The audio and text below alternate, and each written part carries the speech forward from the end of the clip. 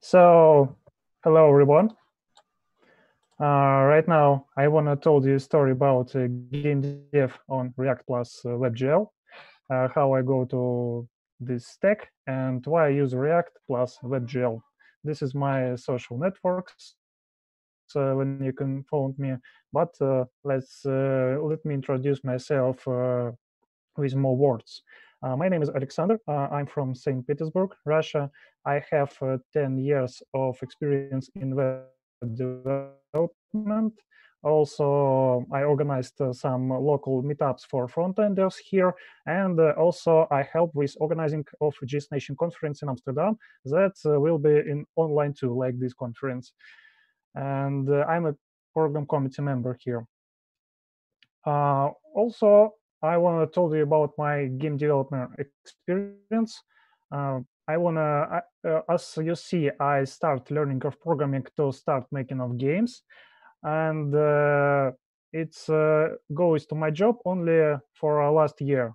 Only for last year, I sometimes partially start making of games of my on my job. It's games for marketing purposes. Before them, I have a hobby to make games for web for browser in my home. And as I told before, on my job, I make games for marketing. It's two-dimensional games that looks like a simple clickers with short game sessions for users to sell something, to provide something, uh, to support some bank activities, sales, and so on of my company. And I using stack React plus Pixie.js plus WebGL. So why React? So React is so popular, and my teammates are React developers too.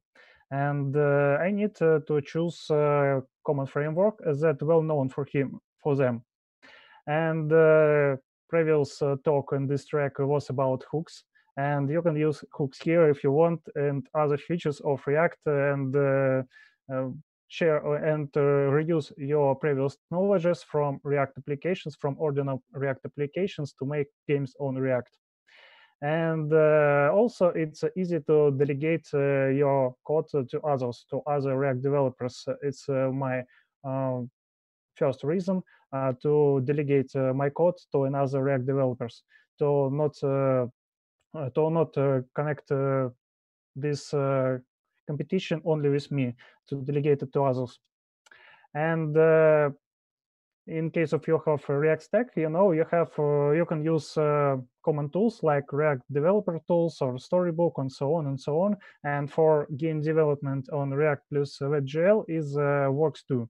You can use Storybook, you can test your components separately, and also you can use developer tools and other stuff to debug your applications to works as a ordinal React application.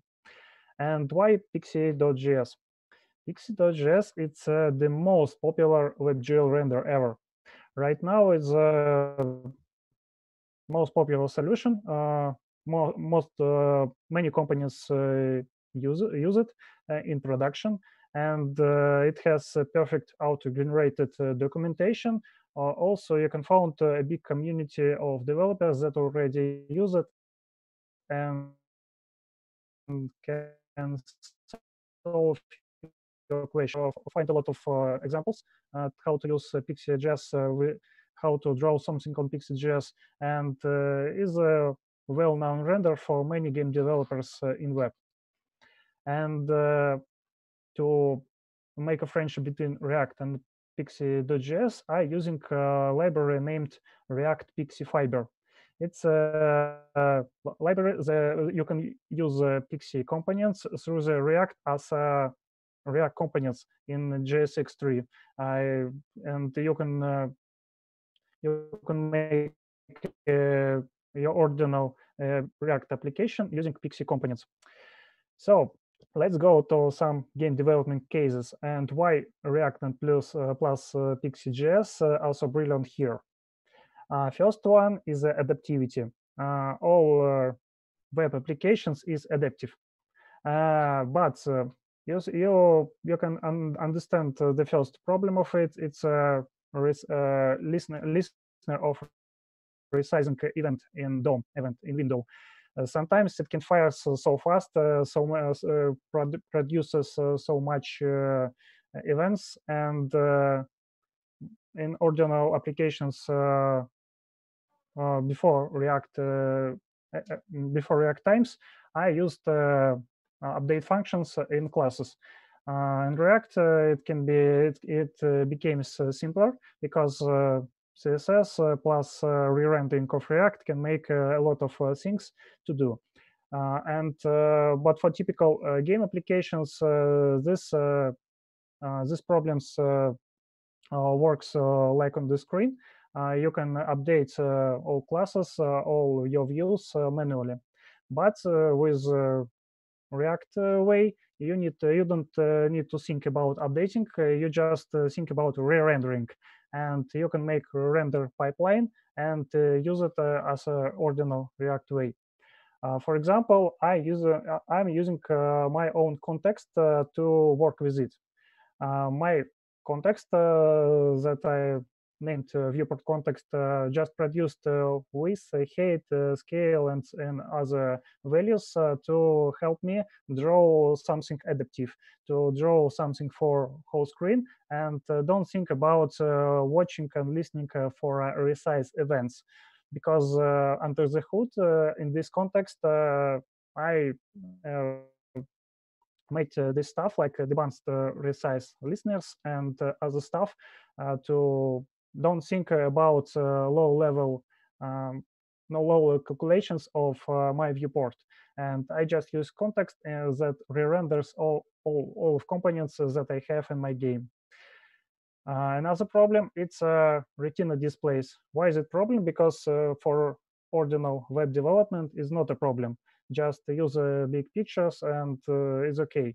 But for WebGL, we have problems with usage of operative memory on your PC, on your Mac, on your smartphone, and images took more memory in WebGL than in HTML. It goes because WebGL have another mechanism of working with textures or images, and we need to think about it before. My advice to use of SVG. SVG is images too, and you can use SVG as images as textures because it goes to raster. It renders as raster images in Pixie.js. You cannot use SVG in WebGL, but in Pixie.js you have wrapper that allows you to use SVG directly as a WebGL texture. It looks perfect because it solves many problems with scaling of images, with retina displays, and so on. But the only thing that you need to do to make a perfect retina images, it's a doubled size of any SVG images, and set width and height for SVG image in their code. As I mentioned before, you get some benefits from it. SVG uses as ordinal WebGL texture. Also, SVG save your traffic. Just think about your users, your gamers that try to load your game in subway, where they going to their work, they're on his way, and in case of low connection, saving of traffic, it's good to you to make your game accessible to your players, and it's better to make and SVG, it's better to make games for marketing purposes of for companies, because it's not also ordinary game dev, it's a game dev for mass market, mass users that not are gamers, don't have gamers devices and so on. It's just ordinary people with ordinary smartphones, and you need to think about traffic before. And also SVG is almost native because it renders by browser and renders to texture using browser render. Another case with game development, exactly, it's effects. It's wow effects when something renders beautiful with fireworks, with explosions and so on. Everything brilliant in games goes from effects, and animations goes are effects too. Okay. I wanna told you that this video with effects. I don't know why it played, but you can see this video by the link of this presentation. This is my experience, my experiment with render like a Vim editor, Vim text editor, with making of a shader with effect out on these letters to make a rainbow effect in dynamic. But the biggest problem in using of shaders, yes, you can use shaders in browser. Shaders is so strong solution. Unfortunately, you need to learn GLSL. GLSL is a strong low-level C-like language. It's a strongly typed language, and you write a program for every pixel, but this program starts and runs so fast. It's have pre-compilation before it starts, and it runs in parallel. Thousands and hundreds of pixels can draw in one time in parallel, and it's absolutely fast solution, the most fastest solution to draw something in browser, but it's absolutely low level. It's a problem. And as I told before, React rendering can be slow. For example, in this game, it's a clicker. You need to mm, to hold your ball on top and don't let them fall. All except the ball renders via just ordinal React rendering via components, and only ball with effects, with spread, with shadows and so on, renders on shader. It's just a big shader that renders texture of ball, rotates it over, make shadow, make own shadow, make splash effect after the ball, and so on. And why I made shader? Because I want to make it dynamical. Then I wanna have the more dynamic as more as possible, because original React rendering can let me make effects like this, like this splash, like spread after the ball, and don't let me make something like this shadow, but shader can. It's just program that runs on your video GPU, on your video adapter, and it works brilliant, absolutely fast. As a summarist, shaders is a fastest solution to draw something, but it's hard to learn, hard to understand. For example, as I told before, you make program for every pixel, and draw a circle is a simple program to draw a circle. You just need to check the distance between 2 points. But to draw a text is a very hard and complex solution, because shaders in WebGL, it's different. It's not original rendering with primitives. It's a rendering from pixel, rendering that each pixel knows their color. And to make work with shaders simpler, I make wrapper for my proposals. Wrapper named effect I just pass the shader code in the prop of shader.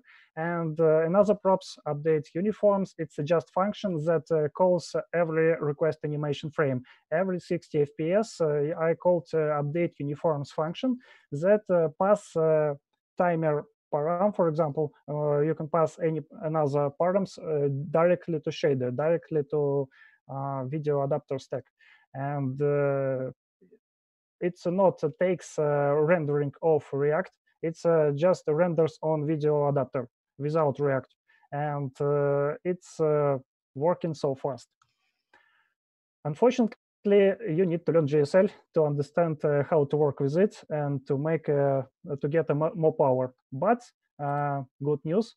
In Pixie.js, you can find a lot of already made already complete shaders that named filters. And they have a lot of classes that you can use in your code without knowledge about shaders. Community makes a lot of filters that you can use in your application to make it looks perfect. As I said before, you can use community-made shaders named filters. You choose it in sandbox that I showed, that I displayed on the slide before. And also you can go to filters repository to use it directly from npm. Just use filters with shaders under the hood without knowledge of shaders. I think it's pretty good to start. And to summarize benefits of shader effects, it's absolutely fast solution to draw. But they have minuses. For example, on laptops, it looks like sometimes it looks like a small helicopter start working inside your laptop, because video adapter when start working a lot and a lot, it makes your laptop working as a helicopter. Maybe not so comfortable. And unfortunately, your code is not so understandable for another developers that was not involved in GLSL, that was not involved in WebGL. It's hard to understand that code, but it works fast. My third case, it's about animations. All games, it's about effects and about animations. Look on this demo. Right now, I'm trying to experiment with this very old game to make it accessible from game controller like joystick, like gamepad.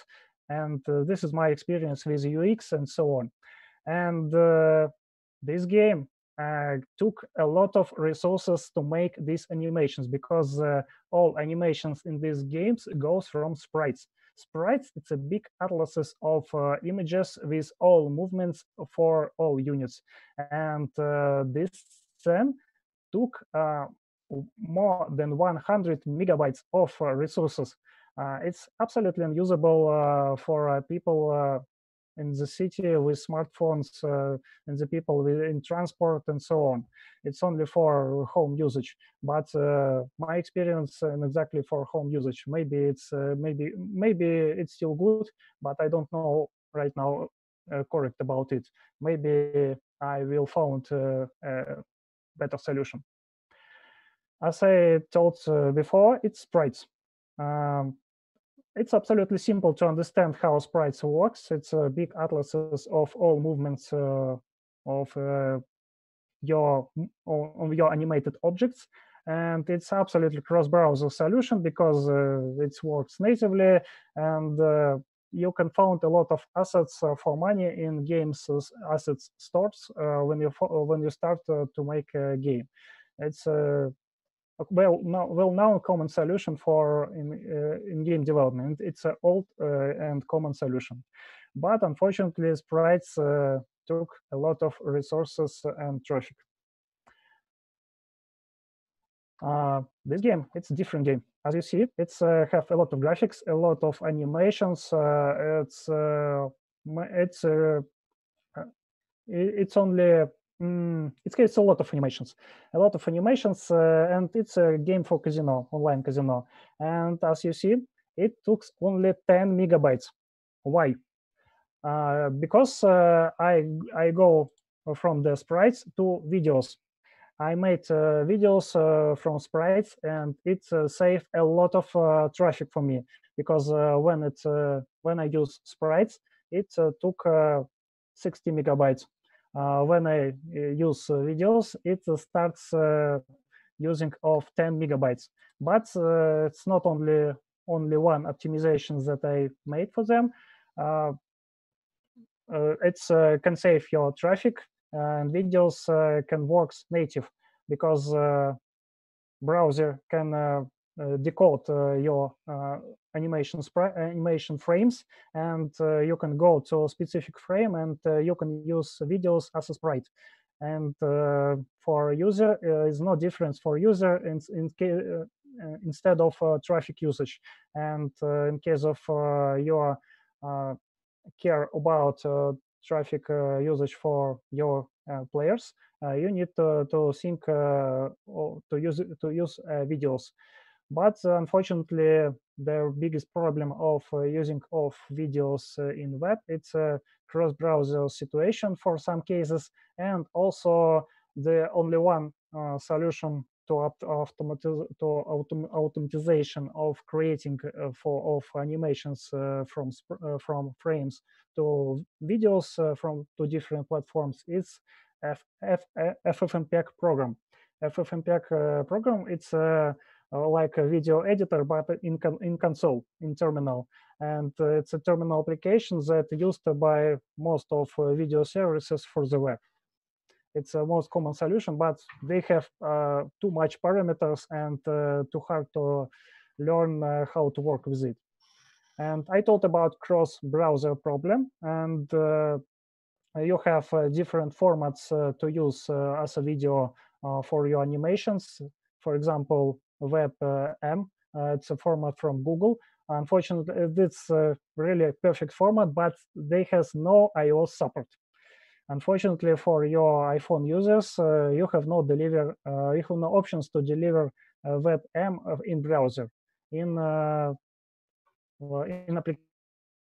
applications, in native applications, exactly you can, but in browser, absolutely no. MPEG 4, it's a better solution, but they have no transparency support. In case of you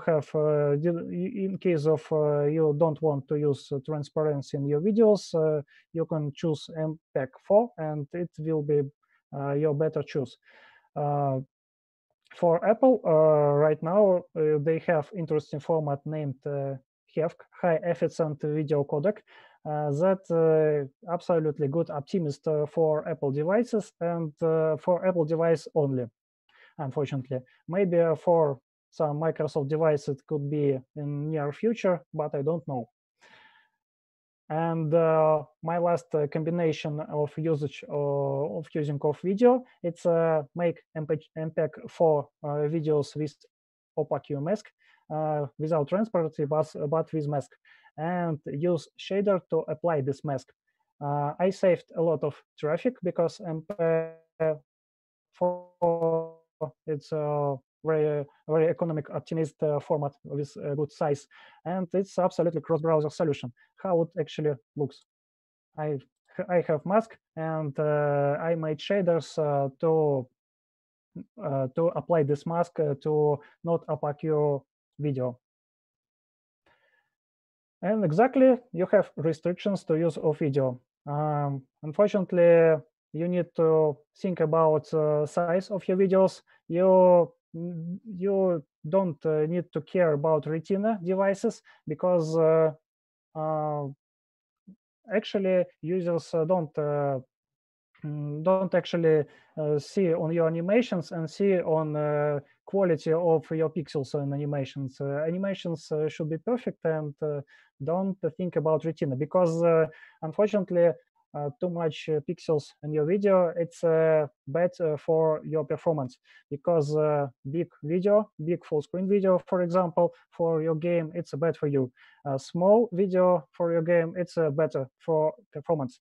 and Retina devices exactly make the situation worst, and you just need to make a video in correct size in case of you want to make a animation for box for 200 on 200 pixels. You need to make a video 200 on 200 pixels, not more, not more that not more need.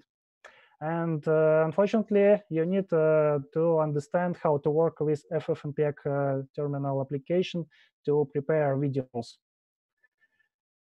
My last words about animations goes to Twin.js library. It's a library that helps you to works with animation. For example, this game is a penalty game for a football championship sales in Russia, and we made this application to let people play in football before they think about buy or not buy a ticket. And this animation of player, animation of arrows, and animation of ball goes from Twin.js animations scripting. It's a scripting animations that sometimes looks like a CSS declarative syntaxes. You just need to declare state which state is initial and which state is final. And Twin.js can operate between them. And in callback named onUpdate, you can get correct results for any animation frame that you use. And you can set directly these values to your object to animate it. And I use Twin.js in this game too. For example, for movement of units, to move on pass, I use Twin.js because sometimes it's moved using pass. Sometimes it rotates when it moves, and I use chaining of Twin.js animations. It's interesting topic about Twin.js. It's more that you actually see from start. You can make animation passes from different animations and chain it by each other to make a queue from animations and animate complex scenes. And biggest problem with animations in React, you need to avoid of set state. For example, in original React applications for the web, for animations, mostly you use CSS animations or animate CSS properties directly from JS code. In Pixie.js, you need to think different because you don't have CSS. You can animate properties directly from an update callback of Twin.js and exactly use effect hook to run it only one time. And you can pass you can pass ref to your object, to your React object, and animate it directly by ref in Twin.js update function. And it can be faster than use set state methods or use state hooks and make a state and make this as a state. Exactly, it's exactly you wanna make a set state function inside of your rendering, but it's not a good solution. It's not performant way. And last topic that I want to tell a couple of words to you, it's about rendering architecture. I want to tell you about you need to think about you have gameplay render and interfaces render. It's two different renders, and it looks like a two different bunch of components. And in gameplay rendering, you can use shaders. You can use a custom Pixie component that allows you to use low-level Pixie.js functions to draw something. And it's you can go from React rendering and go to your rendering that fires your rendering events and so on. And you can, for example, draw a whole scene in shader if you want, just in the React application without React re-rendering. But for interface, I strongly recommend you to use your well-known React way. Just use React way, just use hooks, your favorite state manager, and enjoy your life without thinking about rendering in interfaces. And you can make perfect interfaces for game. And my last key takeaways for you as a summarize of my talk, what I want to talk to you. Let's see on interfaces. I think that every interface can be a tree, can be understandable as a tree, and your favorite front-end frameworks can work with tree, and use front-end frameworks to work with tree. As a front-end developer, as a React developer, you can see interfaces everywhere and work with these interfaces using React. It's a simple idea, and just use it, just experiment with different environments, not only with WebGL. For example, you can draw something in terminal, in console, and so on. And unfortunately, React can be slow for some cases in game development. Mostly, it's all about 60 FPS rendering, and avoid set state in this situation. Not call the set state functions in 60 FPS rendering. Just use low-level APIs to render something fast. And for in other cases, use React rendering and enjoy your life. And this link for my presentations with all links, with all demos and videos, and you can find it by this link. Thank you for watching. Could you explain why you use this rather than a game engine like Phaser for this kind of usage? Is it just the use of React? Yeah. I already you stop sharing your screen? Yeah. Oh yeah, let's stop sharing the screen real quick. Sorry about that. Okay. Stop sharing. Where it is? It might be on your other monitor. Sometimes that happens. Yes, I see. So yeah, I already have experience with Phaser, but I was scared about Phaser took too much big bundle for me, and Pixie.js Solution plus React, it's more optimized way to make applications for smartphones for typical not gamers that use my games in subway stations, in transport, and so on. And for me, it's more low-level solution to work with React. Yeah, I feel like the information you just presented would be very valuable for anyone starting to build apps in WebGL and React. You've given us tips and things that you would normally have to go through a lot of trials and tribulations yourself, trial and error yourself to figure this stuff out. So thank you for giving us all of those tips. I noted a few websites that you mentioned in your talk, and I pasted them into the YouTube links there, but like Pixie.js, and Tween.js, just amazing sites and resources. So thank you for those. I was going to ask one thing. What about the GL-React project? Is that something that you use, or do you have any comments on that one?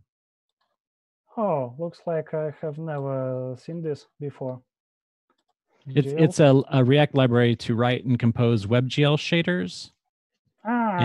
Interesting.